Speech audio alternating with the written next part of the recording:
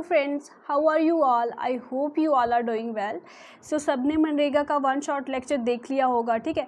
और मैंने कमेंट्स भी पढ़े आपके, आप सब बच्चों ने बहुत प्यार दिया है मेरे लेक्चर को। सो चलिए, आपने अच्छे से उसके नोट्स बना लिए होंगे और रिवाइज भी कर लिया होगा। तो मैं आपके लिए MCQ सेशन लाई हूँ ताकि आपका टेस्ट कर सकूँ कि आपने कितना उसमें से रिटेन किया है, ओके। और कुछ इंपॉर्टेंट चीज़ें जो मैं उस लेक्चर में ऐड ऑन नहीं कर पाई थी बिकॉज वो लेक्चर काफ़ी लंबा हो गया था, तो मैंने सोचा मैं इसमें आपको ऐड ऑन करके दे दूँगी MCQ के फॉर्म में, ठीक है। तो आप भी जो इम्पॉर्टेंट पॉइंट आपको नया लगेगा वो आप अपने नोट्स में ऐड ऑन कर लीजिएगा ताकि कोई भी आपका क्वेश्चन छूटे ना जो एग्ज़ाम में आए, ओके। और बच्चों के बड़े सारे क्वेश्चन है कि मैम नेक्स्ट आप जो स्कीम है वो कब पढ़ाओगे, ठीक है, नेक्स्ट लेक्चर जल्दी लाओ। तो थोड़ा वेट कीजिए, ठीक है। कंटेंट में थोड़ा टाइम लगता है, ठीक है। मैं एक वीडियो में भी आपको तीनों की तीनों स्कीम्स पढ़ा सकती थी, ठीक है। मैं नहीं चाहती कि आप इतना रश करो, ठीक है। हैव पेशेंस, तब तक आप बड़े सारे और भी जो आपके सिलेबस में टॉपिक हैं, ठीक है, रीजनिंग मैथ, तब तक आप वो कवर कीजिए। मैं ये आपको अच्छे से आराम से ये टॉपिक कवर कराना चाहती हूँ, आप थोड़ा सब्र रखिए, ओके। तो चलिए स्टार्ट करते हैं वीडियो। तो वीडियो स्टार्ट करने से पहले हम थोड़ी सी मोटिवेशन शायरी यहाँ पे देख लेंगे।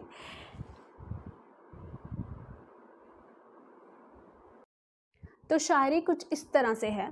सीढ़ियाँ उनको मुबारक हो जिन्होंने शत तक जाना है, सीढ़ियाँ उनको मुबारक हो जिन्होंने शत तक जाना है, हमारी मंजिल तो आसमां है, हमने रास्ता खुद बनाना है। सो गाइस, स्टार्ट करते हैं आज का सेशन। उससे पहले आप अपना पेन कॉपी लेके बैठे और अपने MCQ देख लीजिए कि कितने आपके करेक्ट होते हैं, ओके। जो इम्पोर्टेंट है आपको नोट्स में ऐड करना है, मत भूलिएगा, ओके। चलिए स्टार्ट करते हैं क्वेश्चन नंबर 1 के साथ, ओके।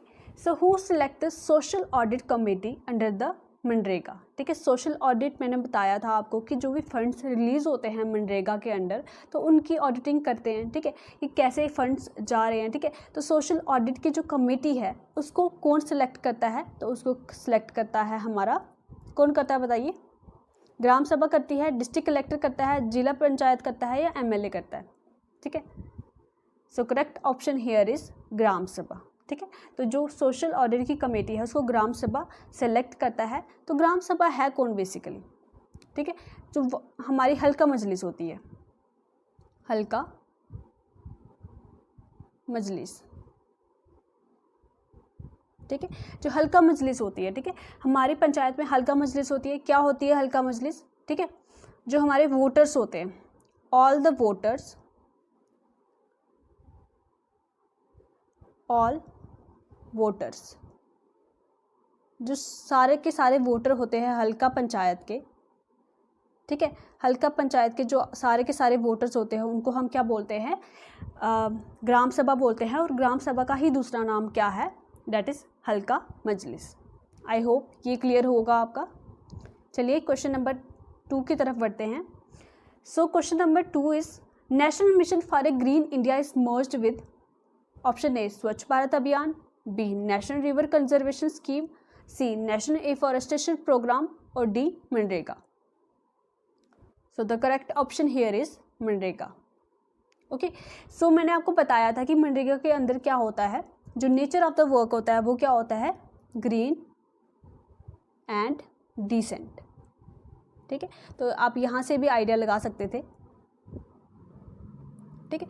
तो क्या क्या काम होता था मनरेगा के अंडर? मैंने आपको बताया था कि क्या क्या काम होता है वहाँ पे, ठीक है। पॉन्ड्स वगैरह बनाए जाते हैं, लेक्स बनाए जाते हैं, एफॉरेस्टेशन की जाती है, ठीक है। तो ग्रीन इंडिया बेसिकली है क्या, ठीक है। ग्रीन इंडिया से आपको कुछ समझ आ रहा होगा, ठीक है। ग्रीन क्या होता है? ट्रीज़ होते हैं, ठीक है। तो जो भी हमारा फॉरेस्ट कवर डिक्रीज़ हो रहा है, ठीक है, जो फॉरेस्ट कवर हमारा डिक्रीज़ हो रहा है, ठीक है, रिड्यूस हो रहा है, उसको रिजुविनेट करने के लिए यूनियन गवर्नमेंट ने ग्रीन इंडिया मिशन को लॉन्च किया था 2014 में, ठीक है। तो 2014 में ग्रीन इंडिया मिशन को लॉन्च किया गया था। और ये मिशन जो है इसके अंडर हम क्या करेंगे? अपने फॉरेस्ट कवर को क्या करेंगे? रिजुविनेट करेंगे, मगर मनरेगा की सहायता से, ठीक है। जो मनरेगा में वर्क दिया जाता है उसके अंडर इसको भी इंक्लूड किया गया है कि मनरेगा की हेल्प से हम अपना ग्रीन इंडिया का जो मिशन है और अच्छे से करेंगे या इनके थ्रू करेंगे। और ये जो ग्रीन इंडिया मिशन है हमारा, ठीक है, तो ये किसका पार्ट है? Basically it is a part of NAPCC, that is national action plan on climate change, okay, आप नोट डाउन कर लीजिए।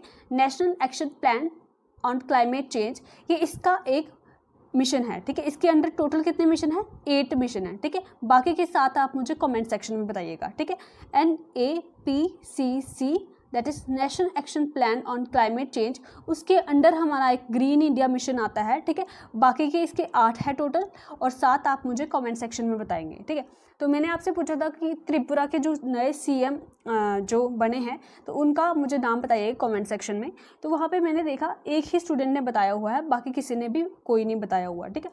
तो इससे क्या होता है कि टीचर को लगता है कि आप पार्टिसिपेट नहीं करते, ठीक है। अगर 2 वे कम्युनिकेशन यहाँ पे ऐसे तो नहीं हो सकती, मगर अगर आप कोई मेरे क्वेश्चन पूछे हुए का आंसर देते हो तो इसका मतलब है कि आप इंटरेस्टेड हो लेक्चर देखने में, और जो मैं आपको पूछ रही हूँ आप इंटरेक्ट कर रहे हो अच्छे से, ठीक है। तो आप मुझे ज़रूर लिख के बताइएगा। So question number 3 is which state is the first to employ differentially abled in the MNREGA, ठीक है। जो मनरेगा स्कीम के अंडर डिफरेंशियली एबल पीपल, ठीक है, जो फिजिकली जो फिट नहीं होते हैं, ठीक है, जिनको कोई लैकिंग होती है फिजिकली मेंटली, तो बेसिकली हम उनको दिव्यांग बोलते हैं। तो पहली ऐसी स्टेट जिन्होंने मनरेगा के अंडर इन लोगों को भी वर्क दिया तो वो कौन सी थी? Option A is Kerala, B Tamil Nadu, C Gujarat और D Karnataka. So correct option here is B Tamil Nadu. So चलिए नेक्स्ट क्वेश्चन पे चलते हैं। Question number 4 here is rural development ministry and ISRO signed a MOU for, ठीक है। MOU आई होप आप सब समझते होंगे, that is memorandum of understanding, ठीक है। इन दोनों ने मिलके किसके ऊपर जो है एक MOU साइन किया है? Option A is geo tagging and road development, B monitoring building of village infrastructure, C geo tagging assets created under मनरेगा और D monitoring and recording water supply management. तो कौन सा ऑप्शन होगा इसमें से? चलिए लगाइए अपना आंसर। तो चलिए आपने लगा लिया होगा। So correct option here is option C, geo tagging assets created under MNREGA, ठीक है। अब जियो टैगिंग बोल दिया, अब जियो टैगिंग होता क्या है? बेसिकली कुछ तो समझ आ रहा होगा आपको जियो से। तो जियो मतलब कुछ something is related to geography, है ना। और टैग तो आप करते ही रहते हो फेसबुक पे, इंस्टाग्राम पे, ठीक है। तो समझ आया। तो आप ज्योग्राफी को किस तरह से टैग करेंगे, ठीक है। तो इसके अंदर बेसिकली होता क्या है, जियो टैगिंग क्या होता है गाइस बेसिकली? सो जियो टैगिंग क्या होता है, इसमें हम क्या करते हैं, एडिशनल इन्फॉर्मेशन देते हैं, ठीक है। एडिशन करते हैं हम ज्योग्राफिकल इन्फॉर्मेशन, ठीक है। एडिशन करते हैं ज्योग्राफिकल इन्फॉर्मेशन की, ऑफ जियोग्राफिकल इंफॉर्मेशन, ठीक है। चाहे वो इमेज हो, हमारी वेबसाइट हो, जहाँ वीडियो हो, उस, ठीक है। इमेज, वेबसाइट, वीडियोस, ठीक है। उसमें हम क्या करेंगे बेसिकली इमेज के साथ, ठीक है। तो हम मनरेगा के अंडर जो भी हमने एसेट्स क्रिएट किए हैं, ठीक है, एसेट्स जो भी क्रिएट किए हैं, मैंने आपको बताया था क्या क्या एसेट्स क्रिएट हो सकते हैं। जैसे कोई छोटा ब्रिज बना सकते हैं, ठीक है, पॉन्ड्स, लेक्स, या कोई भी स्मॉल जो स्टेट लेवल के ऊपर जो वो वर्क डिटरमाइन करेंगे, ठीक है। तो अब सरकार ने बोला कि जो वर्क हो रहे हैं क्यों ना उसके ऊपर निगरानी रखी जाए। तो उसके लिए रूरल डेवलपमेंट मिनिस्ट्री ने, इसरो के साथ मिलके एक हमने क्या किया, एक पोर्टल लॉन्च किया, ठीक है। तो उसके अंदर क्या करेंगे, वो जो भी एसेट्स क्रिएट हो रहे हैं उसकी क्या करेंगे, वो ज्योग्राफिकल इन्फॉर्मेशन उसको ऐड करेंगे। तो ज्योग्राफिकल इन्फॉर्मेशन बेसिकली होगी क्या, ठीक है। जैसे लैटिट्यूड होगा हमारा, ठीक है, लॉन्गिट्यूड हो गया, ठीक है। तो ये लैटिट्यूड लॉन्गिट्यूड क्या होते हैं बेसिकली? अब मैं यहाँ पे ज्योग्राफी तो नहीं पढ़ाऊँगी, मगर आपको पता होगा बेसिकली लॉन्गिट्यूड ऐसे होता है और लैटिट्यूड हमारा ऐसे होता है, ठीक है। तो लॉन्गिट्यूड हमें टाइम बताता है और ये लैटिट्यूड हमें क्या बताता है, लोकेशन बताता है पर्टिकुलर जगह की, ठीक है। तो वो सब उसके इमेज के साथ ऐड किया जाएगा जो भी मनरेगा के अंडर एसेट क्रिएट किया जा रहा है, ठीक है। तो ये जो फोटो है वो खींचेगा कौन, दैट इज़ ग्राम सहायक और जूनियर इंजीनियर खींचेगा, और उसको भुवन, ये इंपॉर्टेंट है गाइस, भुवन मोबाइल एप्लीकेशन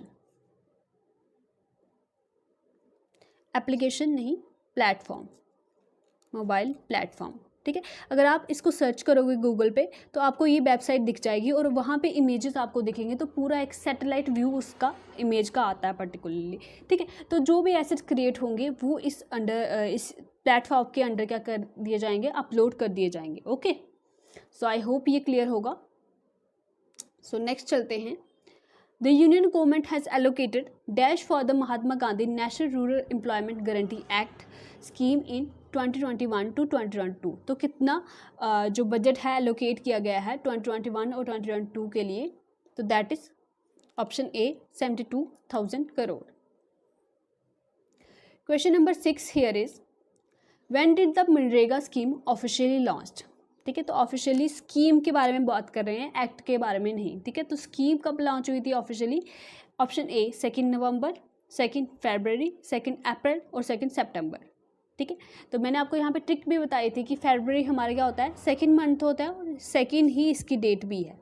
ठीक है, तो 2 फरवरी 2006 जब हमारी मनरेगा स्कीम ऑफिशियली लॉन्च हो गई थी। Okay, so the 7th question is the Mahatma Gandhi national rural employment guarantee act. ठीक है, अभी एक्ट के बारे में पूछा जा रहा है, तो ये कब लॉन्च हुआ था? ऑप्शन ए 30 अगस्त 2005, 23 सितंबर 2005, 23 अगस्त 2005 और 30 सितंबर 2005। ठीक है, तो पूरी तरह से मैंने आपको कंफ्यूज कर दिया है, तो अब आपने देखना है कि आपने कितनी रिवीजन की हुई है। ठीक है, तो नेक्स्ट लेक्चर बाद में पढ़िएगा, पहले इसको अच्छे से रिवाइज कीजिए, इस पे होल्ड करिए, तो फिर नेक्स्ट पे चलते हैं। Okay, so the correct option here is 23 अगस्त 2005। चलिए क्वेश्चन नंबर 8 पे चलते हैं। What was MNREGA earlier called. ठीक है, मनरेगा को मैंने आपको बताया था कि इसका नाम चेंज हुआ था, तो कब चेंज हुआ था ये भी आप मुझे कमेंट सेक्शन में बताइए। आगे मैं डिस्कस करूँगी, मगर आप मुझे बताइए तब तक कमेंट सेक्शन में। ठीक है, तो पहले इसको क्या कहा जाता था? National rural employ guarantee act, national regional employment guarantee act, national rural employ guarantee act और national rural employment guarantee act. ठीक है, तो आप अपना आंसर मार्क कीजिए। So the correct option here is D, national rural employment guarantee act. ठीक है, तो बाद में लेटर ऑन इसका नाम चेंज हो गया था, तो आप मुझे कमेंट सेक्शन में बताएंगे कब चेंज हुआ था। ठीक है, चलिए so next question is how many district are covered under मनरेगा स्कीम। ठीक है, अभी तक कितनी डिस्ट्रिक्ट कवर कर दी गई हैं मनरेगा स्कीम के under? Option A is 773, option B 702, C 754 और डी 708। ठीक है, तो यहाँ पे जो 773 है ये टोटल डिस्ट्रिक्ट है इंडिया की। ठीक है, अगर कोई पूछे कि इंडिया की टोटल डिस्ट्रिक्ट कितनी है, दैट इज़ 773, तो उसमें से अभी तक 708 डिस्ट्रिक्ट मनरेगा के स्कीम के अंडर कवर हो चुकी हैं। ठीक है, यहाँ पर मैंने लिखा भी हुआ है, देखिए थोड़ा जूम कर लेते हैं इसको। तो एज ऑफ 11 फरवरी 2021, एक मिनट, 708 districts are covered out of 773 districts जो टोटल में हैं। Okay, so question number 10। So मनरेगा was first propose by whom. ठीक है, मनरेगा पहली दफ़ा किसने प्रपोज किया था? तो याद कीजिए, मैंने आपको पढ़ाया हुआ है ये। ठीक है, यूपीए गवर्नमेंट ने किया था, एनडीए गवर्नमेंट ने किया था, पीवी नरसिम्हा राव गवर्नमेंट ने किया था या आईएनसी गवर्नमेंट ने किया था। ठीक है, so correct option here is C, that is PV Narasimha Rao. Okay, PV Narasimha Rao ने क्या किया था, इसको फर्स्ट टाइम प्रपोज किया था। So next question is what are the objectives of मनरेगा। ठीक है, ऑब्जेक्टिव मैंने पढ़ाए थे आपको मनरेगा के कि तो क्या है मनरेगा के ऑब्जेक्टिव? तो provide 100 days of guaranteed wage employment to rural unskilled labour, ये तो बिल्कुल ठीक है। इंक्रीज इकोनॉमिक सिक्योरिटी, ये भी ठीक है। Decrease migration of labour from rural to urban areas. ठीक है, तो मैंने आपको बताया था कि किस तरह से पहले माइग्रेशन हो जाती थी, जो सीजनल गैप आता है बीच में। ठीक है, तो ऑल ऑफ द अबव के सारे ट्रू हैं यहाँ पे। तो चलिए क्वेश्चन नंबर 12 पे चलते हैं। What are the few salient features of the scheme. ठीक है, फीचर्स के बारे में पूछा गया है स्कीम के। It gives a significant amount of control to the gram panchayat for managing public work, strengthening Panchayati Raj institutions, ensures compliance and transparency at all levels. Okay, so the correct option here is, ठीक है, यहाँ पे option दिया ही नहीं है, सीधा answer दे दिया है ऑल ऑफ द अबव। ठीक है, आप थोड़ा करेक्ट कर लीजिएगा इसको। ठीक है, सो सारे के सारे ये सही हैं। ठीक है, पंचायत राज इंस्टीट्यूशन को भी स्ट्रेंथ करता था। ठीक है, ग्राम पंचायत का भी सिग्निफिकेंट रोल रहता था, और यहाँ पे कंप्लायंस और ट्रांसपेरेंसी भी होती थी, क्योंकि यहाँ पे सोशल ऑडिट भी होता था और कंप्लेंट बॉक्सेस वगैरह भी लगाए जाते थे। ठीक है, ये सब कुछ पढ़ा है हमने। चलिए क्वेश्चन नंबर 13 पे चलते हैं हम। How much share is contributed by the central government in the cost of material for work under MNREGA. ठीक है, मैंने आपको बताया था 3 मेजर जो एक्सपेंडिचर हमारे होते हैं, ठीक है, किस किस के होते हैं, वेजेस के होते हैं, मटेरियल कॉस्ट के होते हैं और एडमिनिस्ट्रेशन के होते हैं। ठीक है, एडमिनिस्ट्रेटिव जो भी कॉस्ट रहती है। ठीक है, तो वेज में बताया था मैंने कि अनस्किल्ड लेबर की जो वेज है उसमें 100% जो शेयर देता है वो कौन देता है, सेंटर देता है। ठीक है, तो मटेरियल कॉस्ट में कितना देता है, यही आपका क्वेश्चन है आज का। सो 70% देता है, 80% देता है, 75% देता है या 85% देता है central government. So the correct option here is, बताइए कौन सा है, दैट इज सी ऑप्शन 75%। ठीक है, तो जो वेजेस है अनस्किल्ड वर्क की वहाँ पे 100% देता था। ठीक है, रिवाइज कर लेते हैं थोड़ा। और जो मटेरियल कॉस्ट है वहाँ पे सेंटर देता है 75% और जो एडमिनिस्ट्रेटिव कॉस्ट है वहाँ पे देता है 6%। हो गया रिवाइज। चलिए आगे बढ़ते हैं फिर। Okay, question number 14, what is the rule of Gram Sabha in MNREGA? It lists down the work priority wise with respect to the potential of local area. ये भी ठीक लग रहा है। It monitor the work executed within the ग्राम पंचायत, हाँ ये तो करता है। It act as the primary forum for the social audit, बिल्कुल ये social audit के लिए primary forum का काम करता है। It also work as a platform to resolve all workers query related to any MNREGA work. ठीक है, जो भी क्वेरी होती है मनरेगा वर्क के रिलेटेड तो उसको भी ये सॉल्व करता है। तो यहाँ पे भी क्या आएगा, ऑल आर ट्रू। ठीक है, बेसिकली मैंने आपको ये रिवाइज करने के लिए रखे हुए हैं सारे ऑप्शन कि आप जितना बार इनको पढ़ो तो आपको रिवाइज हो जाए। ठीक है, सो चलिए आगे बढ़ते हैं।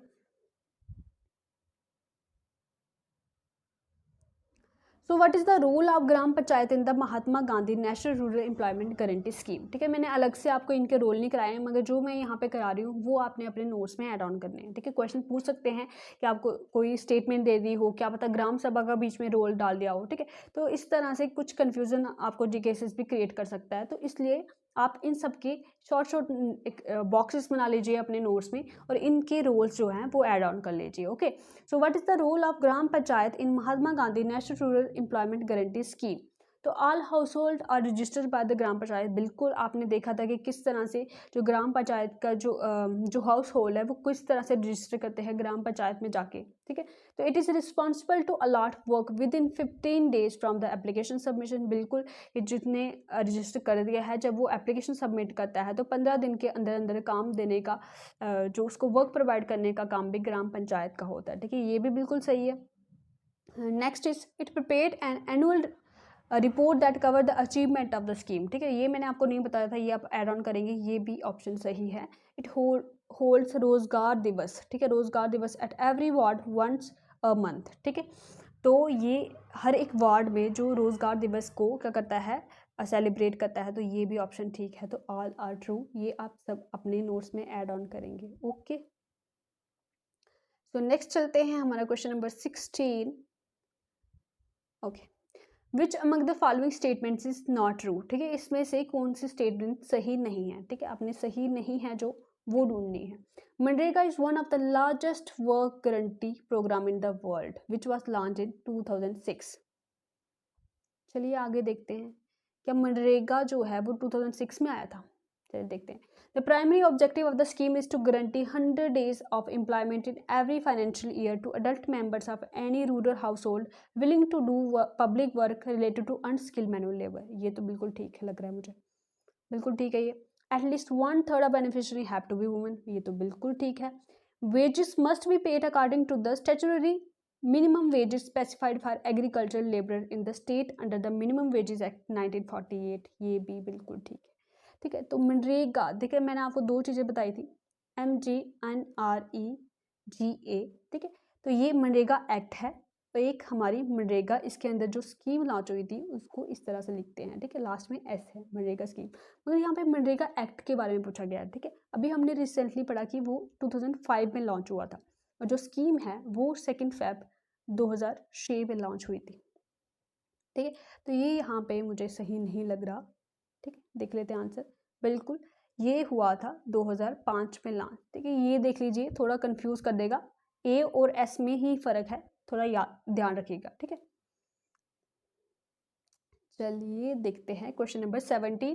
What are the responsibility of state government in मनरेगा। ठीक है, इसकी भी मैंने आपको अलग से नहीं कराई है, तो ये आप सब नोट डाउन करेंगे वहाँ पे अपने नोट्स में।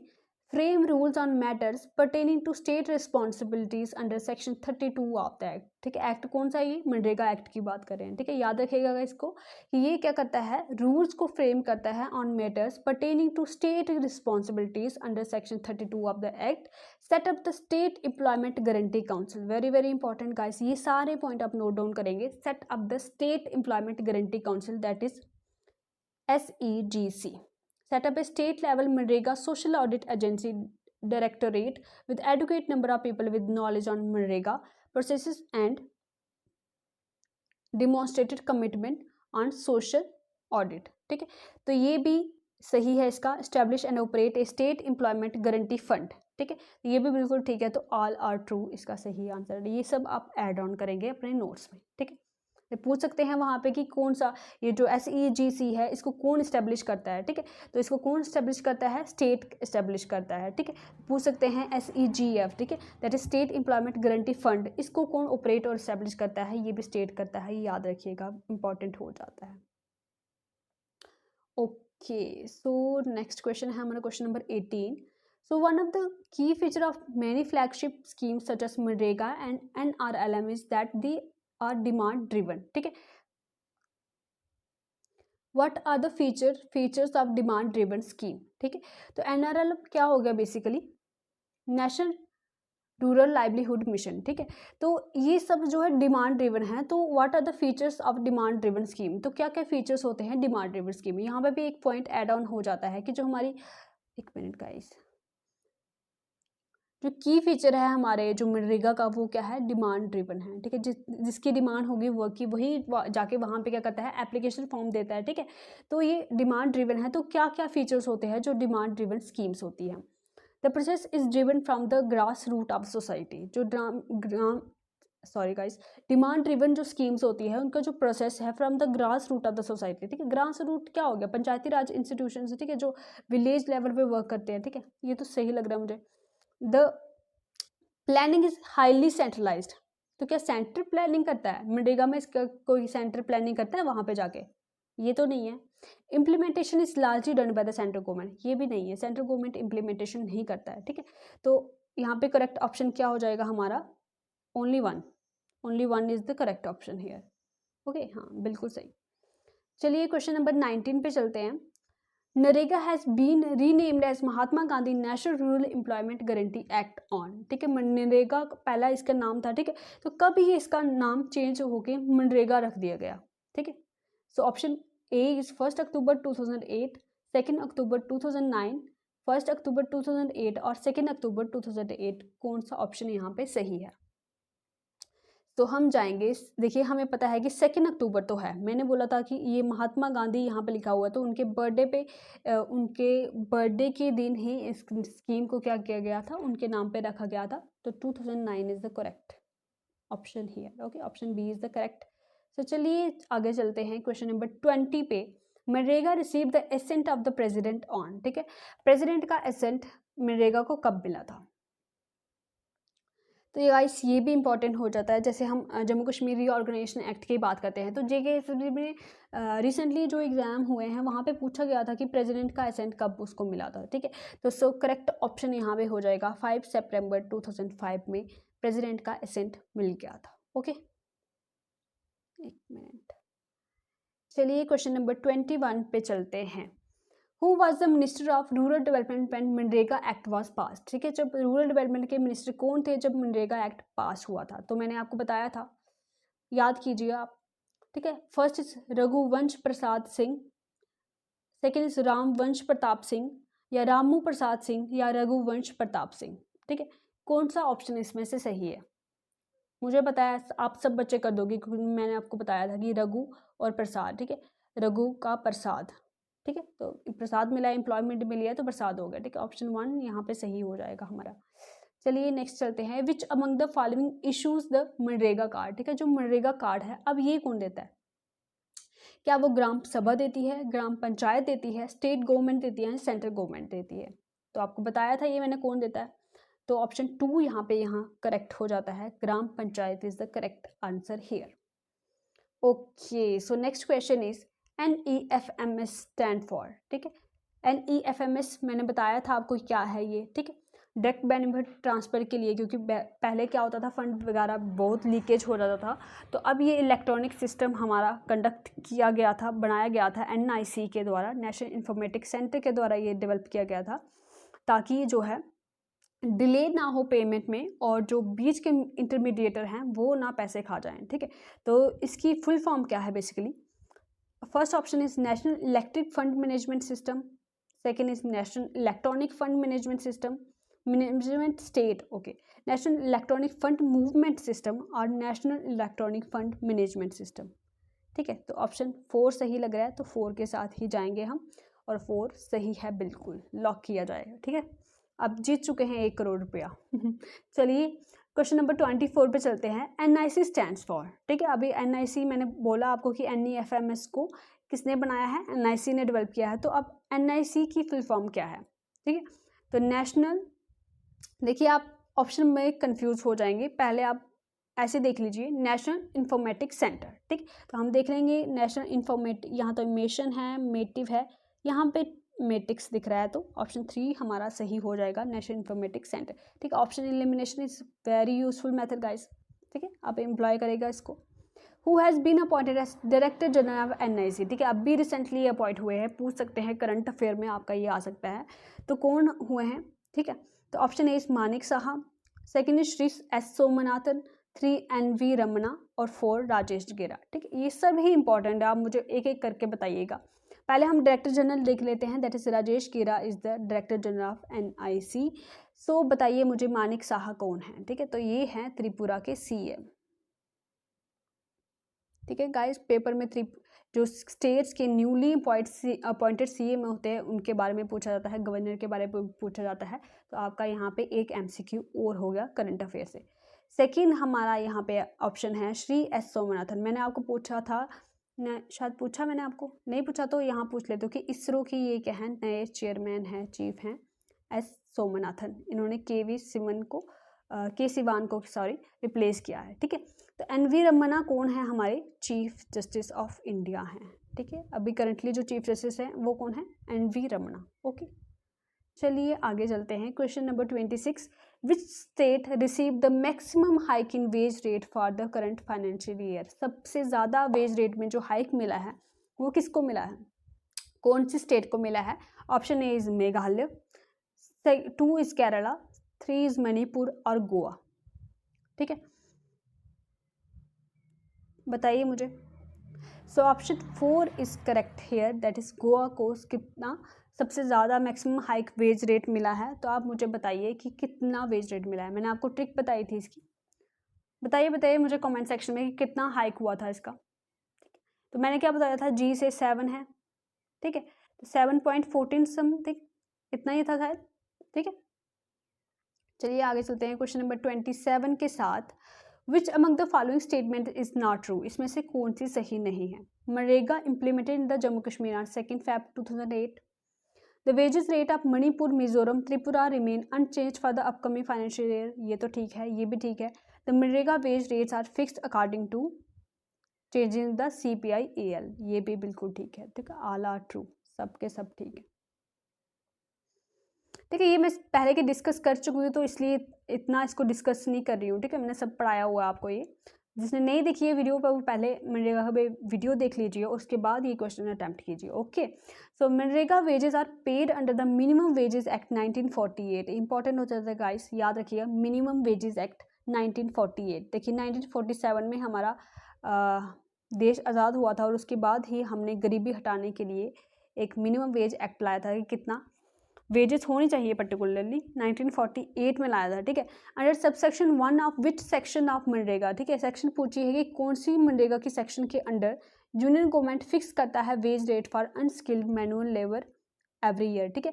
तो ये पूछी है मनरेगा की कौन सी सेक्शन के जो अंडर है वो यूनियन गवर्नमेंट फिक्स करता है वेज रेट जो अनस्किल्ड मैनुअल लेबर के लिए होते हैं, क्या वो सेक्शन 4 है, सेक्शन 6 है, 8 है और 10 है?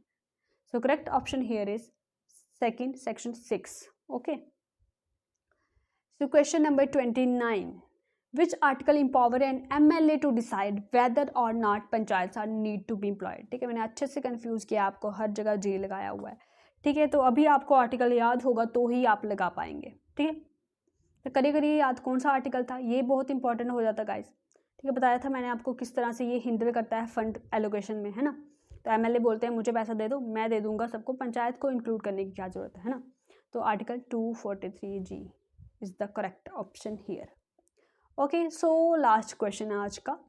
NIC वाज फाउंडेड इन, ठीक है, नेशनल इंफॉर्मेटिक्स सेंटर कब फाउंडेड हुआ था? 1985 में, 1953 में, 1911 में। तो 1985 अगर आपको याद हो आ रहा हो तो क्या हुआ था 1985 में? 1976 is the correct option here. ठीक है, 1953 और 1911 किस लिए इंपॉर्टेंट है ये मुझे आप कमेंट सेक्शन में बताइएगा। ठीक है, इंपॉर्टेंट है आपको, ट्रांसपोर्ट और कम्युनिकेशन में आपको ये 2 डेट्स मिलेंगी, आप मुझे बताइएगा। चलिए, ये एयर ट्रांसपोर्ट के रिलेटेड है। ठीक है, एयर ट्रांसपोर्ट स्टार्ट हुआ था 1911 में। ठीक है, कहाँ से कहाँ तक हुआ था ये आप मुझे कमेंट सेक्शन में बताएंगे। ठीक है, ये आपका होमवर्क है। तो चलिए गाइस, ये था कुछ important MCQs। Thank you for having patience and watching the video. Okay, आपका नेक्स्ट लेक्चर आएगा, जल्दी ही आएगा। ठीक है, तब तक आप अपने नोट्स बनाइए और अच्छे से रिवाइज कीजिए। ठीक है, तो चलिए गाइस, बाकी खुश रहिए और खुशियाँ बांटते रहिए और रिलैक्स होके पढ़िए, इतना हौश पौश करने की ज़रूरत नहीं है। ठीक है, तो ऐसा पढ़ तो सब कुछ लिया फिर आए कुछ नहीं तो उसका कोई मतलब नहीं है। ठीक है, सो बाय बाय गाइस, अपना ख्याल रखिए।